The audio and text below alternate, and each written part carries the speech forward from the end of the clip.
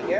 இப்போ இதுக்காக இங்க கூப்பிட்டு சந்திச்சிருக்காங்க. இதெல்லாம் எப்படி பாக்குறீங்க? குடிநீர் பிரச்சனையை விட இது முக்கியத்துவம் வாய்ந்ததா? அதாவது தமிழகத்தில் கடந்த 4 ஆண்டு கால திராவிட முன்னேற்ற கழக ஆட்சியில் சட்ட ஒழுங்கு அடியோடு சீர்கெட்டு விட்டது.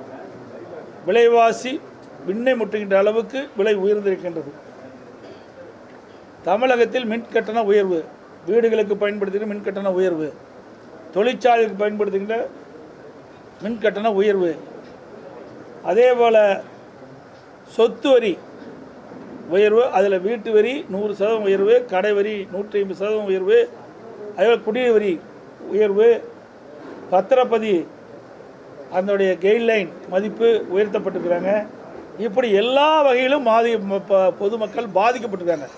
4 ஆண்டு காலம் இந்த ஆட்சியில் மிகப்பெரிய பிரச்சனையாக இருந்து கொண்டிருப்பதெல்லாம் மறைப்பதற்காக இப்படிப்பட்ட ஒரு நாடகத்தை இன்றைய முதலமைச்சர் அரங்கேற்றிருக்கிறார். அப்படித்தான் பார்க்கப்படுது. ஏன்னா இந்த தொகுதி மறுசீரமைப்பு, நாடாளுமன்ற தொகுதி மறுசீரமைப்பு நாடாளுமன்றத்தில் கேட்கணும். இதே திராவிட முன்னேற்ற கழகத்தை சேர்ந்த நாடாளுமன்றங்கள் நாடாளுமன்றத்துக்கு வெளியிலே அங்கே போராட்டம் நடத்துனாங்க. அங்கே எங்கே போய் காங்கிரஸ் எம்பியில் போய் கலந்துக்கலையே.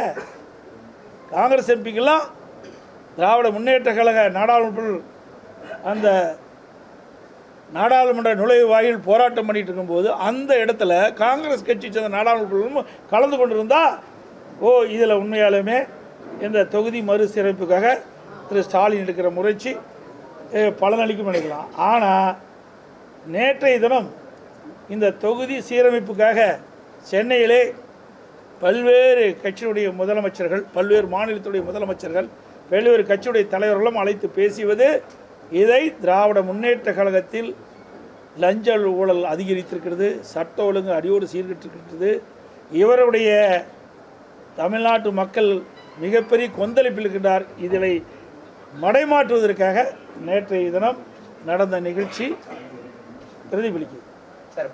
சட்டசபையில் தான் எதை பேசுகிறாலும் காட்ட மாட்டேங்கிறாங்களே, அங்கேயும் காட்ட மாட்டேங்கிறாலும் இங்கே பேசுகிறோம், நீங்கள் காட்ட மாட்டேங்கிறீங்க, 2 பக்கம் காட்ட மாட்டேங்கிறீங்க சொல்லுவாங்க. லைவில் போகுது, அதோட சரி, அதுக்கடுத்து காட்டினா தானே பரவாயில்ல மக்களுக்கு. நீங்கள் பேட்டி கொடுக்குறீங்க, நாங்கள் பேட்டி கொடுக்குறோம், இதில் ஏதாவது தவறு இருந்தால் நீங்கள் சொல்லலாம். அனைத்து இந்திய அண்ணா திராவிட முன்னேற்ற கழக கட்சியை பொறுத்த வரைக்கும் மக்களுடைய பிரச்சனையை தான் நாங்கள் சொல்கிறோம். தனிப்பட்ட முறையில் நாங்கள் யாரையும் குற்றம் சொல்வதில்லை. இன்றைய தினம் பார்த்தீங்கன்னா அமுலாக்கத்துறை இன்றைக்கு மதுபான விற்பனையில் 1000 கோடி முறைகேடு நடைபெற்றதாக பத்திரிகையிலையும் ஊடகத்திலையும் செய்தியை வெளியிட்டிருக்கிறாங்க. இன்றைய தினம் நீதிமன்றத்தில் அது வழக்கு இருக்குது. ஆக திராவிட முன்னேற்ற கழக ஆட்சியில் ஊழல் நடைபெறும் என்பது நிரூபணமாக இருக்குது. நாங்கள் சொன்னதெல்லாம் இப்போ வெளிச்சத்தில் வந்துருக்குது. அந்த கலால் துறை மட்டுமல்ல, அனைத்து துறைகளிலுமே தமிழகத்தில் ஊழல் தலைவிரித்து ஆடிக்கொண்டிருக்கிறது. அங்கே இருக்க வாதங்கள், அது வாதங்களில் ஒதுக்கி வச்சுருக்குறாங்க. அதில் போய் நம்ம உள்ளே போகக்கூடாது. எதுக்காக ஒதுக்கி வச்சாங்க, ஏன் ஒதுக்கி வச்சாங்க அப்படின்னு நம்ம உள்ள நுழையிறது சரியல்ல. ஆக அமலாக்கத்துறை என்னென்ன காரணத்திற்காக ஊழல் நடைபெற்றது என்று பட்டியலிட்டு ஊடகத்தின் வகையில் சொல்லியிருக்கிறாங்க. அதெல்லாம் நீதிமன்றத்தில் அது விசாரணையெல்லாம் தெரியும். யாருங்க நீங்களா ஒரு கற்பனை பண்ணிக்கிறீங்க? காது மூக்கு கண்ணு வச்சு அதாவது தினந்தோறும் அதிமுக பற்றி செய்தி வந்துக்கிட்டே இருக்கணும். அதில் மட்டும் சலைத்தரல இந்த உடம்பும் பத்திரிக்கை. யாருங்க நீங்களாக எழுதிக்கிறீங்க, நீங்களாக ஒரு கற்பனை பண்ணுறீங்க, நீங்களாக ஒரு கேள்வி கேட்குறீங்க. தாங்க 100% அப்படி அல்ல. திருப்பி நான் கூட சொல்லியாச்சு. அனைத்து இந்திய அண்ணா திராவிட முன்னேற்ற கழகத்தை பொறுத்த வரைக்கும் மிகச் சிறப்பாக செயல்பட்டு கொண்டிருக்கின்ற இயக்கம்.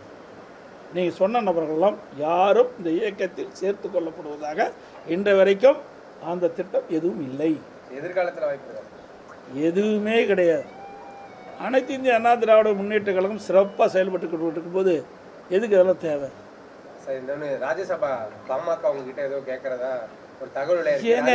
நீங்கள் இன்னும் அந்த ராஜ்யசபாவே அறிவிக்கலை, அதுக்குள்ளேயே இவி கேட்டாங்க அவி கேட்டானே இப்படியே அதான் சொல்கிறேன். நீங்களாக ஒரு கற்பனையை உருவாக்கி கொண்டு என்னிடத்தில் கேள்வி கேட்டு ஒரு பரபரப்பான செய்தி உங்கள் ஊடகத்தில் வரணும். அதுக்கு நான் தான் கிடச்சினாப்பா நான் சொல்கிறேன்.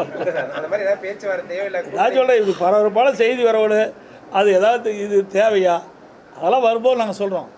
புரியுதுங்களா? நாடாளுமன்ற ராஜ்யசபா உறுப்பினர் தேர்ந்தெடுக்கின்ற அறிவிப்பு வருகின்ற பொழுது அதை பற்றி என்னன்னு நாங்கள் சொல்லுவோம். சார், தமிழக வாழ்வு தகவல் எதுவுமே இல்லைங்க, எல்லாம் கற்பனையான கேள்விங்க, அதெல்லாம் கிடையாது. அப்படி இல்லை, நாங்கள் அது அவரும் அணுகலை, நாங்களும் அது மாதிரி கேட்கல. சட்டமன்ற தேர்தல் அந்த மாதிரி மாற்று கட்சிகள்லாம் உங்களோட வந்து இணையத்துக்கான வாய்ப்பு. அதை நான் சொல்கிறேன்னு, தேர்தல் அறிவிக்கப்பட்ட பிறகுதான் ஒரு நிலையாக தெரியும். அனைத்து இந்திய அண்ணா திராவிட முன்னேற்ற கழகத்தை பொறுத்த வரைக்கும் நான் அடிக்கடி சொல்லுகிறேன், கொள்கை என்பது வேறு, கூட்டணி என்பது வேறு. கொள்கை என்பது நிலையானது, கூட்டணி என்பது தேர்தல் நேரத்தில் எதிரிகளை வீழ்த்துவதற்காக வியூகம் அமைத்து வாக்குகள் சிதறாமல் ஒன்றாக சேர்த்து அதிகமான வாக்குகளை பெற்று நிறுத்துகின்ற கூட்டணியில் இருக்கிற அனைத்து வேட்பாளர்கள், பிரதான கட்சி வேட்பாளர்கள் வெற்றி பெற்று ஆட்சி அமைக்க வேண்டும். அதுதான் கூட்டணி அமைக்கிறோம். இவர்கள் பர்மனெண்ட் கூட்டணி கிடையாது. திமுக நாங்கள் நிலையாக இருக்கிறோம், அப்போ எதுக்கு ஒரு கட்சி இருப்பானே, 7 கட்சி அதில் போய் ஒன்றா இருப்பானே, ஒரே கட்சி ஆகிடலாமே. திமுக ஒன்றா இருந்துடலாமே, மற்றெல்லாம் எது கட்சி இருப்பானே. மக்களுடைய பிரச்சனையை எடுத்து வைப்பதற்கு அதிமுக எப்பவும் சளைச்சதல்ல. அதே போல் ஒவ்வொரு கட்சியும் மக்களுடைய பிரச்சனையை பேசுகிறாங்க. ஆனால் திமுக கூட்டணியில் அங்கமைக்கின்ற கட்சி திமுக தலைமையில் அமைக்கப்பட்டு அதில் இடம்பெற்ற கூட்டணி கட்சி தலைவர்கள் தமிழ்நாட்டு மக்களுக்கு பிரச்சனை எதுவுமே சொல்லுதில்லை. எவ்வளோ பிரச்சனை இருக்குது, சட்ட ஒழுங்கு எவ்வளோ அடியோடு சீர்கட்டு கிடக்குது. எங்கே பார்த்தாலும் கொலை, பாலியல் வன்கொடுமை, ஏதாவது பேசுகிறாங்களா? விலைவாசி உயர்வை பற்றி பேசுகிறாங்களா? பல்வேறு தரப்பில் போராட்டம் நடத்திட்டு இருக்காங்க. அந்த போராட்டத்தை பற்றி கூட கம்யூனிஸ்ட் கட்சியை நினைக்க மாட்டேங்குது. அவர் புள்ளி உரத்தை யாரை